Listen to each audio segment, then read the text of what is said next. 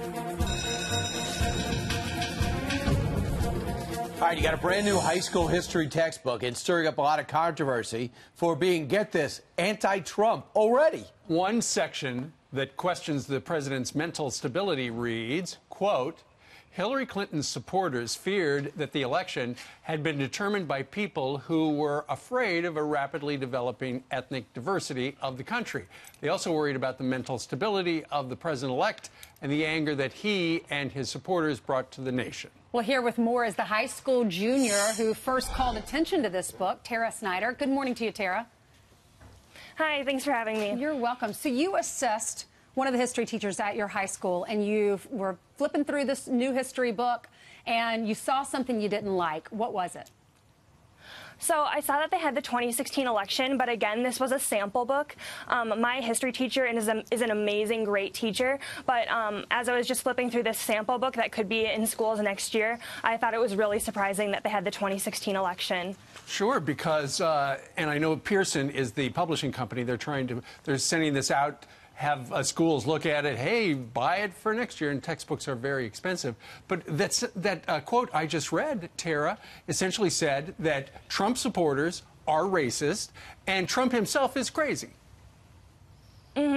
Yeah, it was really, really surprising to me. I really believe that learning should be objective and that students can make their own decisions based on what they're able to learn in a classroom. And if the facts are skewed, then students aren't able to make well-rounded decisions on what they believe.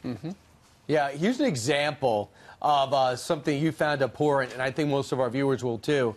Trump supporters saw the vote for a victory for the people who, like themselves, have been forgotten in a fast-changing America, mostly older, often rural or suburban, an overwhelmingly white group. Really?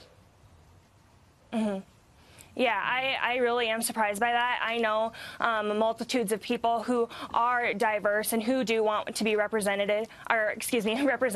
And when the Democratic Party, or even the left for that example, constantly pushes them out of the frame, that's what's doing the Democratic Party harm, because people do feel like they're being forgotten, and not just white suburban people living out in the country. I know this is an AP book. You're clearly a very bright young lady, helping your teacher too and doing good things at your school. What impressed me is that you posted this on social media. Someone with Turning Point USA reposted it, and that's how we found out about it. Did you expect this much publicity because of your post?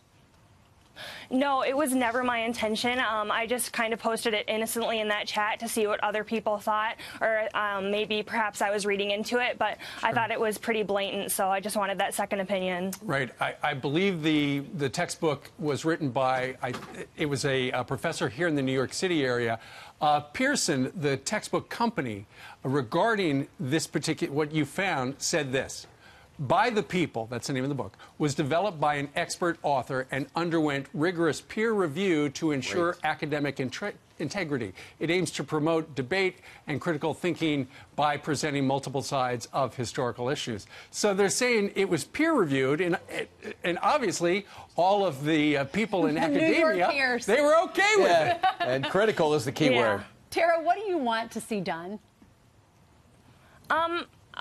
I'm just bringing and raising a red flag. I'm 17 years old in high school, and I just thought that it was a little bit to the left or a little bit skewed. And so at the end of the day, I don't think it's my decision on what people should be doing with the book. However, I think it's really important that people across the country are aware of the possibility of this book going into schools, and they should be really interested in what their students are reading when they do go to school. Because they think textbooks are facts, and that is not a fact. Well, now that Pearson has heard your point of view, maybe they're going to review it again, and maybe they'll change it before it comes out. All right. Tarra, thank you very much for joining us today from Minneapolis.